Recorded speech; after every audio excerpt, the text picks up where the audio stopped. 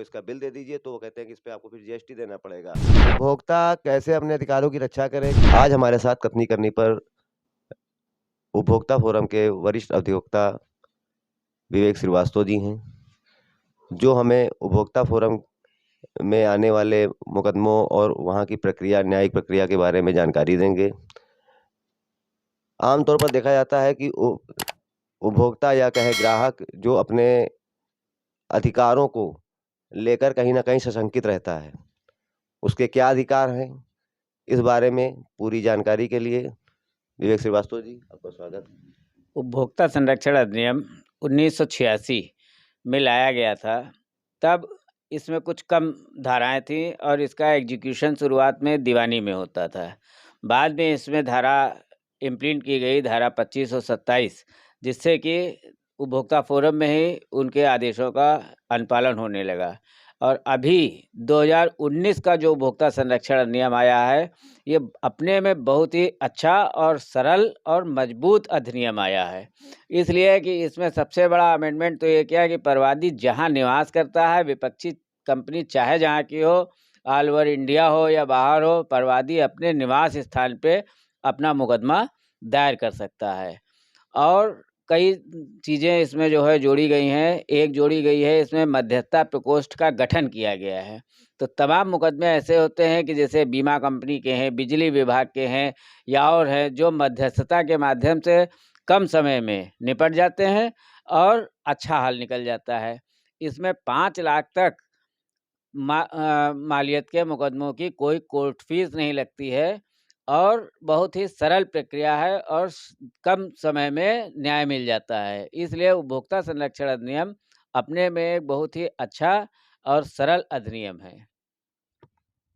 उपभोक्ता कैसे अपने अधिकारों की रक्षा करे? कैसे उसको जानकारी हो, कहाँ पर उसका नुकसान हो? जैसे किसी ने कहीं पर उसके साथ कहीं प्रॉब्लम आती है, कोई सामान खरीदा, उसमें त्रुटि या कोई जो है अधिक मूल्य, इस तरह के जो दिक्कतें हैं, उसको कैसे सॉल्व करता है उपभोक्ता फोरम? उपभोक्ता को ये चाहिए जागरूकता अपनी बरकरार रखे। कोई भी सामान खरीदे उसकी रसीद अवश्य ले। रसीद लेने से देश का भी हित होता है, उसके ऊपर लगने वाले सारे टैक्सेस का हल होता है, जिससे कि आम नागरिक को दी जाने वाली सुविधाएं सरकार आसानी से उपलब्ध करा सकती है। और रसीद लेने के बाद यदि उस सामान में या दी गई सर्विस में, सेवा में कोई कमी पाई जाती है, तो उसके खिलाफ उपभोक्ता फोरम में खाली रसीद और एक शपथ पत्र दाखिल करके उसके खिलाफ, कंपनी के खिलाफ या व्यापारी के खिलाफ आदेश प्राप्त किया जा सकता है। और इसमें मेन चीज़ ये है कि बीमा कंपनी वाले हैं या सामान कोई खरीदा है, उसमें कमी पाई गई है या ओल्ड डेटेड सामान दे दिया है या वस्तु का ज़्यादा मूल्य ले लिया है, इन सब के लिए उपचार उपभोक्ता फोरम उपभोक्ता संरक्षण अधिनियम 2019 में दिया गया है और बहुत ही सरल प्रक्रिया से, बहुत ही कम फीस में। और उपभोक्ता संरक्षण अधिनियम के जो अधिवक्ता भी हैं, वो भी फीस बहुत नॉमिनल लेते हैं, चूँकि इसमें सरल और सीधा परवादी आता है और वो सीधे-सीधे काम करता है, तो ये जटिलताएँ इसमें कम हैं। दीवानी और फौजदारी की अपेक्षा जटिलताएँ कम हैं और सीधा-सीधा अधिनियम है। इसमें सब पेपर एविडेंस होता है, इसमें गवाही की ज़रूरत अलग से पड़ती नहीं, न गवाही है, न जिरह है और पेपर के हिसाब से आसानी से न्याय मिल जाता है। आम तौर पर दुकानदार जब जो है उनसे रसीद जब कोई माँगता है ग्राहक, तो वो कहते हैं कि इस पे जीएसटी भी लग जाएगा, ऐसा हो जाएगा। ये साधारण सी मतलब बात है, ये कॉमन बात है। ये आमतौर पर देखी गई है। अगर जो है कोई अगर सामान खरीदने जाता है, परचेजिंग करने जाता है, तो वो कहता है कि हमको इसका बिल दे दीजिए, तो वो कहते हैं कि इस पे आपको फिर जीएसटी देना पड़ेगा। ज़्यादातर जगह यही हो रहा है।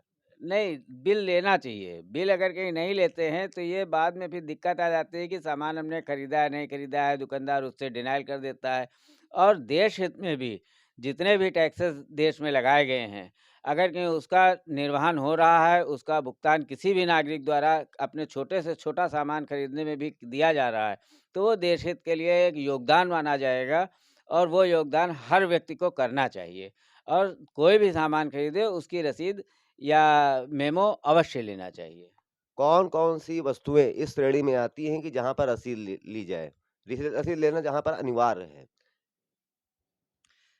रसीद तो सभी वस्तुओं की ली जानी चाहिए। कोई भी अपने प्रयोग के सामान लेना चाहो, चाहे दैनिक उपभोग का सामान लें, चाहे प्रयोग करने वाला सामान लें, उसकी रसीदें ले जानी चाहिए। काहे कि रसीद के साथ जो गारंटी वाली चीज़ें होती हैं, उसकी गारंटी भी जुड़ी होती है। तो ज़्यादातर इलेक्ट्रॉनिक कमोडिटी के संबंध में जो भी उपभोक्ता लोग सामान लेते हैं और उसकी गारंटी पीरियड में अगर कहीं सामान ख़राब हो रहा है या सामान काम नहीं कर रहा है, तो उसका मुकदमा दायर करने के लिए रसीद की बहुत ही आवश्यकता इसलिए होती है कि रसीद में डेट ऑफ परचेज़ से ही गारंटी शुरू होती है उसकी, इलेक्ट्रॉनिक्स आइटम की। और बना हुआ चाहे जब का हो, लेकिन जिस डेट से हमने खरीदी है, उस डेट से जब तक की गारंटी होती है, तब तक के बीच की पूरी उपभोक्ता को अधिकार होता है कि अगर कहीं इलेक्ट्रॉनिक सामान जो है, कुछ सामान खराब हो रहा है या अपने निर्धारित प्रारूप में नहीं काम कर रहा है, तो उसके खिलाफ सामान को बदला जाना या सामान की मरम्मत कराया जाना, ये दुकान का और मैन्युफैक्चरर का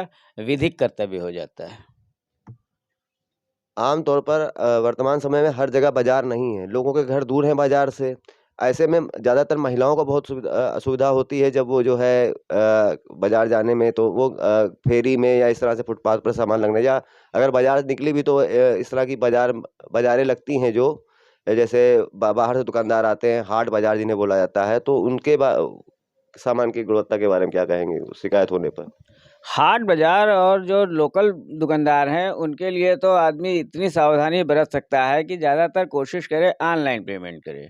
ऑनलाइन पेमेंट में कम से कम पेमेंट किसको गया है, इसकी एक रसीद न होने पर भी अपने पास प्रूफ़ होता है कि हमने इस नंबर पे, इस गूगल पे पेमेंट किया है, और जब हमने पेमेंट किया है तो उसका ये सामान खरीदा है। उसके साथ एफ़िडेविट लगा के बताया जा सकता है कि ये जो पेमेंट है, हमने इस सामान के लिए खरीदा और ये सामान फलाना आदमी फलाना फेरी देते समय आया था, जो उस समय वो खराब निकल गया या हुआ, तो उसका उपचार के लिए हम कर सकते हैं। तो कोशिश ये करें कि ऑनलाइन पेमेंट करें। समस्याएँ यहीं पर समाप्त नहीं हो, हर उपभोक्ता को दिक्कतों का सामना हो रहा है, कहीं न कहीं वो अपने को ठगा महसूस कर रहे हैं। जब उन्हें इस तरह के दुकानदार जब जो है उनको प्रताड़ित करते हैं, और वो का न्याय के लिए कहाँ जाएँ, किससे करें, तो उसमें उपभोक्ता फोरम पर कैसे संपर्क कर सकते हैं? उपभोक्ता फोरम में धारा 35 के अंतर्गत परिवाद दाखिल किया जा सकता है। परिवाद के साथ सामान की रसीद यदि नहीं मिली है, फेरी वाले से लिया है या किसी ऐसे दुकानदार से लिया है जिससे रसीद लेना भूल गए हैं, तो हम अपना शपथ पत्र दे सकते हैं कि ये सामान इतने रुपए का हमने इस दुकानदार से लिया था, और शपथ पत्र के साथ यदि एक गवाही मिल जाए कि किसके साथ हम गए थे या किसके सामने खरीदा है, तो और ज़्यादा वज़न उसके ऊपर हो जाता है, और अन्यथा खाली परिवादी अपने शपथ पत्र पर भी ये चीज़ लिख सकता है और साक्ष्य के रूप में दाखिल कर सकता है कि ये सामान हमने इस दुकानदार से खरीदा था। बहुत से ऐसे उपयोगी सामान होते हैं जिन्हें खरीदना ज़रूरी होता है, और उन सामानों पर वो जब दुकानदार जानता है कि ये कहीं दूसरी जगह नहीं मिलेगा, उस स्थिति में उसका वो पूरा लाभ उठाते हुए जो है कहता है कैश कैश को जो है कहता है करने को पेमेंट, और रसीद नहीं देते हैं। तो इस तरह की दिक्कतें जब आती हैं तो उनका कैसे सामना करें? ये तो असमंजस वाली स्थिति हो जाती है वहाँ पर। नहीं, इसका सामना आसानी से किया जा सकता है। कोई सामान अगर कहीं किसी एक ही दुकान पे मिल रहा है, मान लीजिए वो डीलर है या ऐसा कोई सामान है कि एक ही दुकान पे मिलता है और दूसरी दुकान पे नहीं मिलता है, तो उसके यहाँ से लिया जाए और उस सामान में कोई भी कमी हो तो उसके खिलाफ मुकदमा दायर किया जा सकता है। रसीद वो नहीं दे रहा है तो कोई दिक्कत नहीं है, बिना रसीद के भी शपथ पत्र पर, परिवाद पत्र पर पूरा बल दिया जाता है और पूरा न्याय मिलता है। बहुत से सामान ऐसे होते हैं जो ऊपर से देखने में ठीक होते हैं और अंदर से गड़बड़ निकल जाते हैं, या फिर बहुत से सामान है किसी और कंपनी के, पता चला अंदर से पार्ट्स बदले हुए हैं, तो उनकी कंप्लेंट में कैसे न्यायालय जो है उसको कैसे सॉल्व करता है, कैसे समझता है, उसको कैसे जरा उस पे बताएं। न्यायालय उसकी जाँच करा लेता है, कमीशन कार्य हो जाता है कि ऊपर से सामान सही है, नीचे से नहीं है, टेक्निकल रिपोर्ट आ जाती है ऐसे सामानों की, बहुत सी व्यवस्थाएँ हैं। इन प्रक्रिया में कितना दिन लग जाता होगा?